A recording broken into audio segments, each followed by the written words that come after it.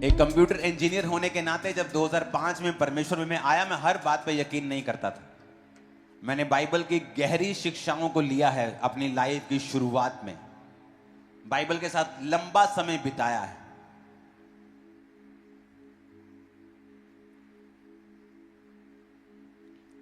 लोग बोलते बाइबल में ये कमी है, ये वहां गलती है, वहां ट्रांसलेट। बाइबल में कोई मिस्टेक नहीं है। It's wonderful, perfect.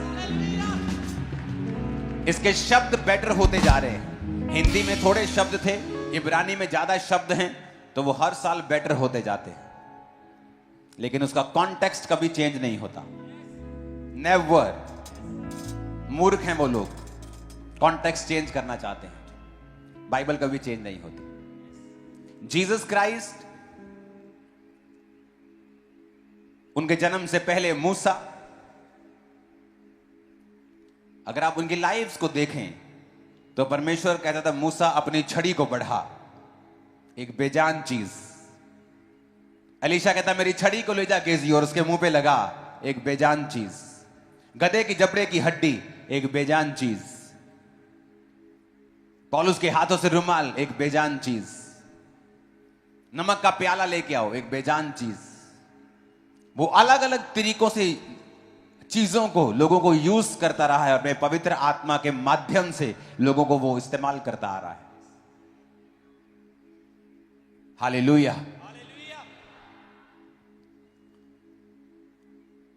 और जब हमें बढ़ना है, अगर स्पिरिट में, हमें अपनी स्पिरिट को ओपन रखना पड़ेगा परमेश्वर की आत्मा हमें जो कहती है उसे करने के लिए।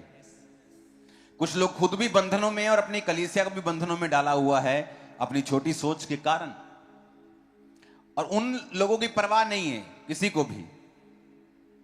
उनकी कलीसिया की परवाह होती है। अगर कोई कलीसिया खुलकर वो चीजों को रिसीव नहीं कर पाती, वो भी लिमिटेड रह जाते हैं अपनी चीजों में।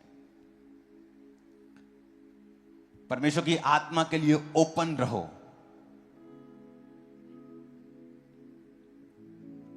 एक बार एक कपल मेरे सामने बैठा था, उन्होंने कहा कि बहुत सालों से हमारे पास बेबी नहीं।